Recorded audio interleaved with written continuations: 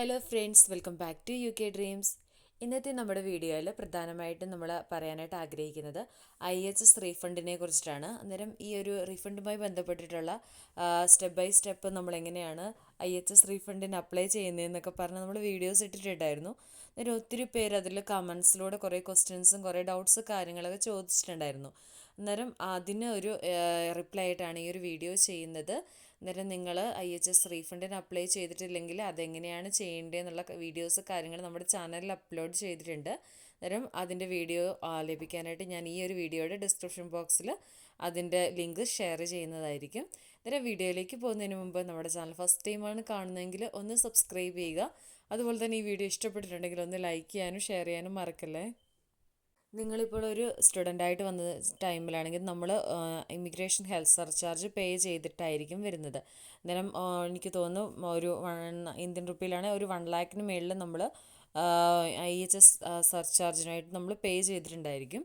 അന്നേരം നിങ്ങളിവിടെ UK വന്നതിന് ശേഷം നിങ്ങളൊരു ഹെൽത്ത് സെക്ടറിലാണ് വർക്ക് ചെയ്യുന്നതെങ്കിൽ നിങ്ങൾക്ക് ആ ഒരു എമൗണ്ട് നമുക്ക് റീഫണ്ടായിട്ട് ലഭിക്കുന്നതായിരിക്കും. അന്നേരം നമുക്കത് എങ്ങനെയാണ് അത് റീഫണ്ടിന് അപ്ലൈ ചെയ്യേണ്ടതെന്നുള്ളത് നമ്മൾ മുമ്പ് വീഡിയോസിൽ ചെയ്തിട്ടുണ്ടായിരുന്നു. അന്നേരം അതിൻ്റെ സ്റ്റെപ്പ് ഞാൻ ഈ ഒരു വീഡിയോയിൽ പറയുന്നില്ല. അതിൻ്റെ ലിങ്ക് ഞാൻ ഡിസ്ക്രിപ്ഷനിൽ കൊടുക്കാം. അന്നേരം നിങ്ങൾ ചെക്ക് ചെയ്യുകയാണെങ്കിൽ നിങ്ങൾക്ക് അത് കാണാവുന്നതാണ്. അന്നേരം സ്റ്റുഡൻസായി വന്നവർക്കൊക്കെ സംബന്ധിച്ചിടത്തോളം അവരൊരു കെയർ സെക്ടറിലാണ് വർക്ക് ചെയ്യുന്നതെങ്കിൽ നിങ്ങൾക്ക് അപ്ലൈ ചെയ്യാവുന്നതാണ്.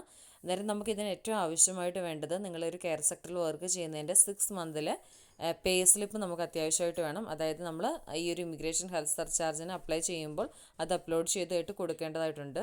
ഒത്തിരി പേര് ചോദിച്ച ഒരു ചോദ്യം എന്ന് പറഞ്ഞാൽ ഒരു ഡൗട്ടായിട്ട് ചോദിച്ചത് how to find IHS number. അതായത് നമ്മൾ ഈ ഒരു റീഫണ്ടിന് അപ്ലൈ ചെയ്യുമ്പോൾ അവരതിനകത്ത് നമ്മുടെ IHS നമ്പർ ചോദിക്കുന്നുണ്ട്.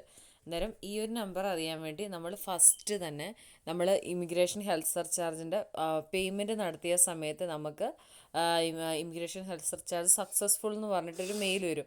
ആ ഒരു മെയിലിനകത്ത് നമ്മുടെ IHS നമ്പർ മെൻഷൻ ചെയ്തിട്ടുണ്ടായിരിക്കും. അന്നേരം നമ്മൾ ആ ഒരു മെയിൽ നിങ്ങളുടെ ഇമെയിലുണ്ടെങ്കിൽ നിങ്ങൾക്ക് ആ ഒരു നമ്പർ ലഭിക്കുന്നതായിരിക്കും. എനിക്കങ്ങനെയായിരുന്നു.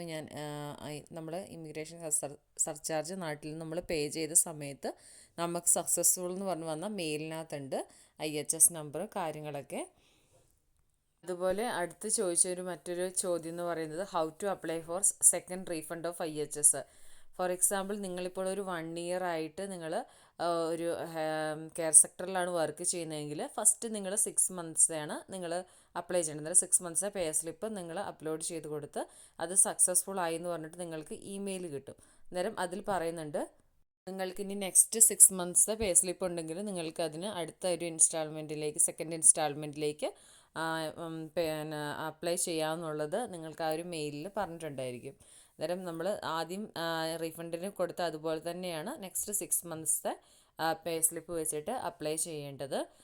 അന്നേരം പിന്നെ ഏറ്റവും കൂടുതൽ ചോദിച്ചൊരു ചോദ്യം എന്ന് പറഞ്ഞാൽ എത്ര എമൗണ്ട് ആയിരിക്കും നമുക്ക് കിട്ടുന്നതെന്ന്. ഇപ്പം ഞാൻ പേ ചെയ്ത് എനിക്ക് 4 ഇൻസ്റ്റാൾമെൻറ്റ്, അതായത് 4 പ്രാവശ്യത്തെ ഞാൻ 4 പ്രാവശ്യം അപ്ലൈ ചെയ്ത് എനിക്ക് 4 പ്രാവശ്യത്തെ ഫുൾ എമൗണ്ട് കിട്ടി. അന്നേരം എനിക്ക് ഫസ്റ്റ് പേ ചെയ്ത് എനിക്ക് ആദ്യത്തെ ഇതിൽ കിട്ടിയത് 25,000 ആയിരുന്നു ഇന്ത്യൻ മണിയിൽ. അന്നേരം എനിക്കത് ക്രെഡിറ്റ് ആയത് നമ്മൾ ഏത് IHSന് നമ്മൾ പേ ചെയ്തപ്പോൾ നമ്മൾ ഏത് ഇതാണോ യൂസ് ചെയ്തത് ആ ഒരു അക്കൗണ്ടിലേക്കായിരിക്കും നമുക്കതിൻ്റെ പൈസ വന്നിട്ടുണ്ടായിരിക്കുന്നത്.